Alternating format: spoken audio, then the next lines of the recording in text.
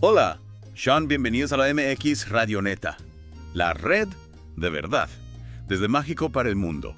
Un placer estar con todos ustedes para el análisis de hoy. Estamos con equipo completo para desmenuzar el tema de Inés, la Revolución Mexicana.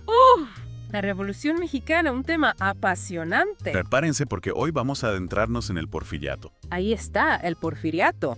Aparentemente estable, próspero. Pero en realidad, Ahí está la clave. ¿Te imaginas un México a principios del siglo XX? Ferrocarriles, una economía en crecimiento. suena bien. Ajá, pero con un descontento social ahí burbujeando bajo la superficie, como un volcán a punto de erupcionar. Interesante. Si en la superficie todo parecía ir bien durante el porfiriato, ¿qué estaba pasando en realidad? ¿Quiénes pagaban el precio de este progreso? Buena pregunta. Verás, el progreso beneficiaba principalmente a una élite cercana al poder. Mientras tanto, La mayoría de la población, campesinos, indígenas, sufrían las consecuencias de leyes que les quitaban sus tierras. les quitaban sus tierras. Ancestrales, imagínate. Obligados a trabajar en condiciones terribles en las haciendas. Es decir, una imagen de prosperidad, pero construida sobre la base de la desigualdad. Exactamente. Y no solo en el campo, ¿verdad? Con la industria en expansión, ¿cómo era la vida de los obreros en las ciudades? Difícil. Jornadas extenuantes, salarios miserables, sin seguridad laboral. Y ante esta situación. Surgieron movimientos obreros, buscaban mejores condiciones. ¿Y cómo reaccionó el gobierno de Díaz a estas demandas? Díaz, mano dura. ¿En serio? Las huelgas de Cananea, Río Blanco. Brutalmente reprimida. Increíble. Brutalidad que solo aumentaba el resentimiento hacia Díaz. Evidenciaba su determinación de mantener el control a cualquier costo. Entonces, si había tanto descontento, ¿cómo se las arregló Porfirio Díaz para mantenerse en el poder por tanto tiempo? El control. Control del ejército, de la prensa, un sistema político corrupto, eliminaba cualquier oposición. Las elecciones. Las elecciones. Una farsa. Claro, eso explica la falta de alternativas políticas. Pero a pesar de la represión, debía haber voces críticas, ¿no? ¿Quiénes se atrevían a desafiar a Díaz? Figuras como los hermanos Flores Magón Los Flores Magón. desafiaron Claro, abiertamente claro, al régimen. Denunciaban la corrupción, la injusticia, en su periódico Regeneración, pero iban más allá. Vaya. Proponían una transformación social radical, inspirada en ideas anarquistas, socialistas. Wow. Ideas bastante radicales para la época. ¿Tuvieron algún impacto real en la sociedad mexicana? Sus intentos de levantamientos armados fracasaron, Ya. pero su crítica constante al porfiriato, su visión de cambio profundo, sembraron las semillas de la rebelión. Es decir, que a pesar del aparente control de Elías, ya se estaban gestando las fuerzas que eventualmente lo derrocarían. Exactamente. Y esas fuerzas se fortalecieron aún más con las crisis que azotaron México a principios del siglo XX, por ejemplo, la crisis económica de 1907. ¿Cómo impactó esta crisis al ya precario equilibrio del porfiriato? Imagínate, economía en contracción, desempleo, precios de los alimentos por las nubes, Un desastre. la mayoría de la población sufriendo, mientras la élite cercana a Díaz se enriquecía a costa del pueblo. Esa disparidad, esa desigualdad, fue clave para que el descontento se transformara en un clamor por un cambio. En ese contexto, ¿cómo surge la figura de Francisco Quircomentequedo? Madero, proveniente de una familia adinerada, no se conformaba con statu quo. En 1908 publica su libro La sucesión presidencial en 1910. La sucesión presidencial. Una crítica al régimen de Díaz. No abogaba por una revolución radical, pero sí proponía una alternativa democrática. ¿Y cómo reaccionó Díaz ante esta crítica? ¿Toleraba algún tipo de disidencia? Díaz, acostumbrado al poder absoluto, vio en Madero una amenaza. Aunque Madero abogaba por reformas pacíficas. Exacto. Cuando Madero decide contender en las elecciones de 1910, Díaz lo encarcela. Falsos cargos de sedición. Entonces, a pesar de su discurso de progreso, Díaz no estaba dispuesto a ceder ni un ápice de su poder. Para nada. Y las elecciones de 1910. Una farsa. Díaz reeligiéndose fraudulentamente. Madero seguía en prisión. Y Madero se resignó a su destino. Madero escapa de prisión, huye a Estados Unidos y ahí redacta un documento que marcaría un punto de inflexión, el Plan de San Luis. Aquí es donde la historia se pone realmente interesante.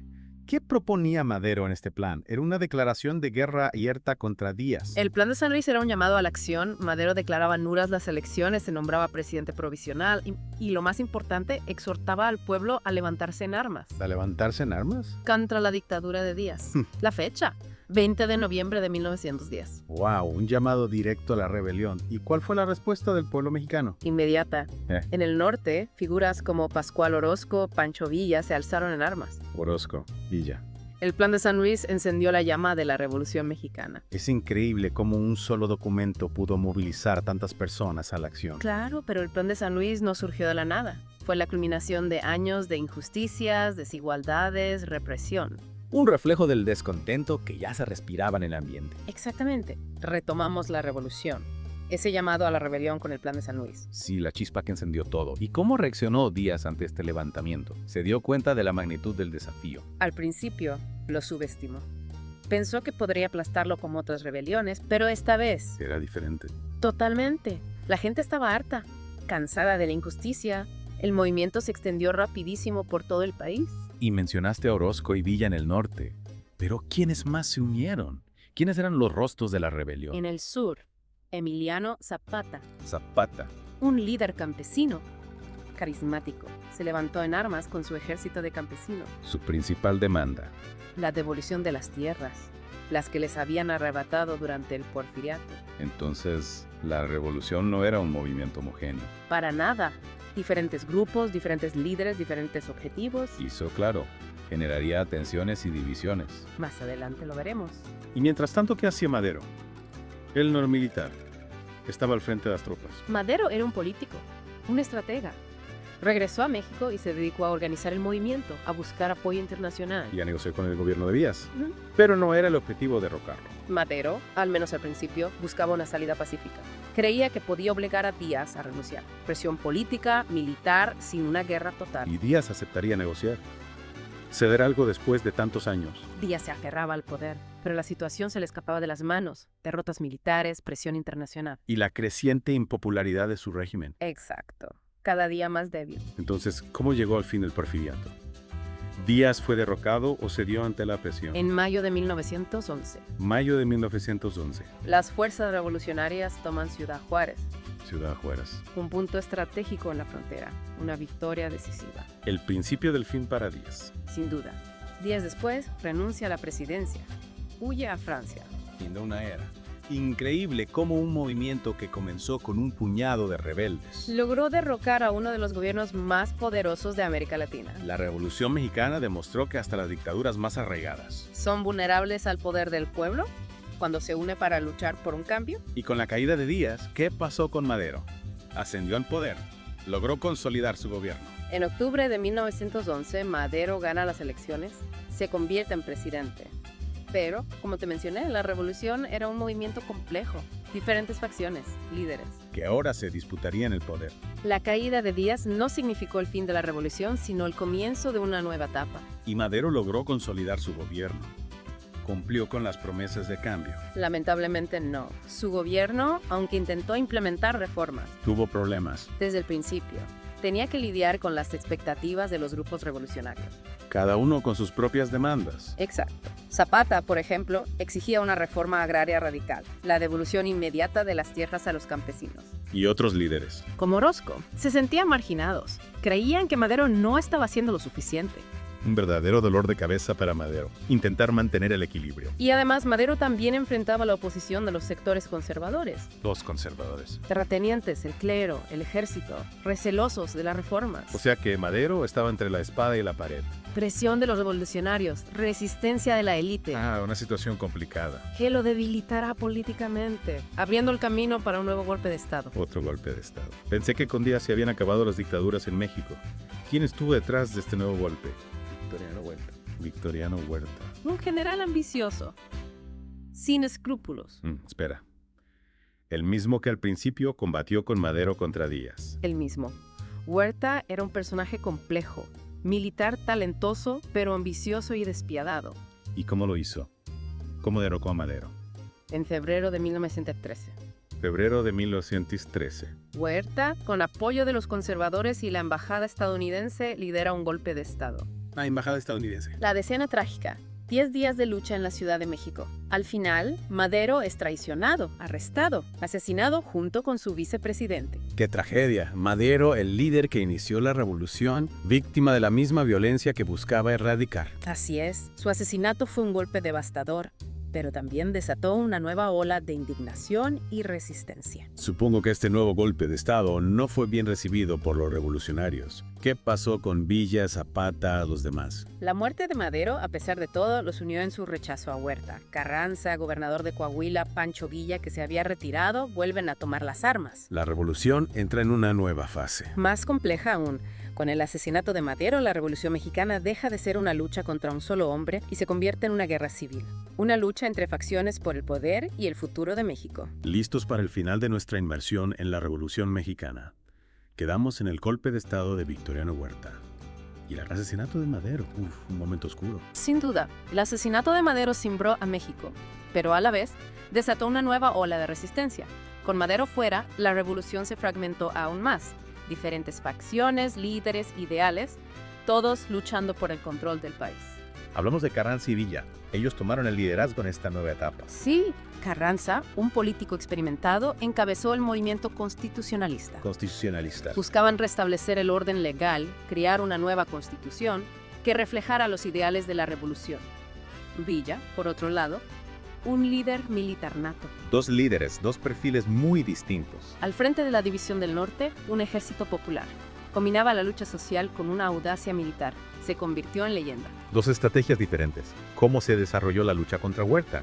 Lograron coordinar esfuerzos a pesar de sus diferencias. La lucha contra Huerta fue brutal, sangrienta. A pesar de sus diferencias, las fuerzas revolucionarias coordinaron algunos ataques. En el norte, Villa y sus dorados. Los dorados. Su caballería de élite. Obtuvieron victorias aplastantes, tomaron ciudades importantes, Torreón, Zacatecas. Esos dorados eran casi míticos. La División del Norte era una fuerza formidable. Villa, a pesar de su falta de formación militar, tenía un instinto natural para la guerra, un carisma que inspiraba a sus tropas. Y en el sur, Zapata. fiel a sus principios, seguía luchando por la reforma agraria, guerra de guerrillas, defendiendo su ideal de justicia para los campesinos. Huerta, atacado por varios frentes, desgastándose poco a poco. ¿Cuánto tiempo resistió? Huerta, a pesar de su brutalidad, no tenía el apoyo del pueblo. El descontento, las derrotas, la presión internacional Estados Unidos también. y la oposición interna lo debilitaban. En julio de 1914, acorralado, sin opciones, renuncia. Huye a Europa. Otra victoria para la revolución. Pero la caída de Huerta no significó el fin, ¿verdad? ¿Qué pasó con Carranza, Villa, Zapata? Lograron un acuerdo para el futuro de México. La unidad que habían forjado se desvaneció. Carranza, Villa y Zapata, a pesar de haber luchado juntos, tenían visiones diferentes. La lucha por el poder se impuso. Y eso los llevó a un nuevo enfrentamiento, a una lucha interna. En 1914 se reúnen en la Convención de Aguascalientes para intentar llegar a un acuerdo, formar un nuevo gobierno, pero las diferencias eran irreconciliables. Villa y Zapata representaban las aspiraciones populares, desconfiaban de Carranza, de su proyecto constitucionalista. Lo veían como una traición. La revolución que los había unido ahora los separaba. Tristemente, así fue. Carranza, con el apoyo de generales como Álvaro Obregón, se impuso. En 1917 se promulga la nueva Constitución para institucionalizar la revolución. Un documento que incorpora algunas de las demandas sociales, reforma agraria, derechos laborales. Un logro importante para México. Un paso hacia una sociedad más justa. Pero ¿qué pasó con Villa y Zapata? ¿Qué fue de estos líderes que lucharon con tanta pasión? Villa, derrotado, regresó a la lucha guerrillera en el norte, hasta su asesinato en 1919, traicionado y asesinado. Dos figuras emblemáticas, con finales trágicos. Mártires de la lucha por un México mejor. La Revolución Mexicana fue un proceso complejo, lleno de contradicciones, violencia. Muchos de sus líderes, aquellos que lucharon por un México más justo, terminaron siendo víctimas de la misma lucha que habían iniciado. Así es, un crisol de ideales, luchas, esperanzas, tragedias. Nos recuerda que la construcción de un país más justo no es fácil. Es una lucha constante que requiere sacrificio, determinación. ¿Cuándo podemos decir que termina la Revolución Mexicana? Hay una fecha. Es complicado. Algunos historiadores dicen que termina con la Constitución de 1917. Para ellos, este documento representa el fin de la lucha armada, el inicio de una nueva etapa institucional. Otros argumentan que el proceso revolucionario se extendió por décadas, con la creación de nuevas instituciones, la implementación de reformas, la consolidación de un nuevo sistema político. Para ellos, la revolución fue un proceso gradual, que se extendió más allá de los campos de batalla. La revolución no tuvo un final claro, sino que se fue transformando, dejando una huella imborrable en la historia de México. Exactamente. La Revolución Mexicana fue un parteaguas, transformó profundamente el país, dejando un legado de lucha social, reformas políticas, una identidad nacional renovada, un legado complejo, con luces y sombras. Una historia que nos recuerda la importancia de la participación ciudadana, la búsqueda de la justicia social, los desafíos de construir un futuro mejor para todos. Un legado que sigue inspirando a luchar por un México más justo. Y hasta aquí nuestra inmersión en la Revolución Mexicana. Esperamos que les haya gustado este viaje por la historia de México. Ha sido un placer compartir esta inmersión en la historia de México. Esperamos que haya despertado su curiosidad. Suscríbete a nuestro canal, activa las notificaciones para novedades. Un placer. Nos escuchamos pronto.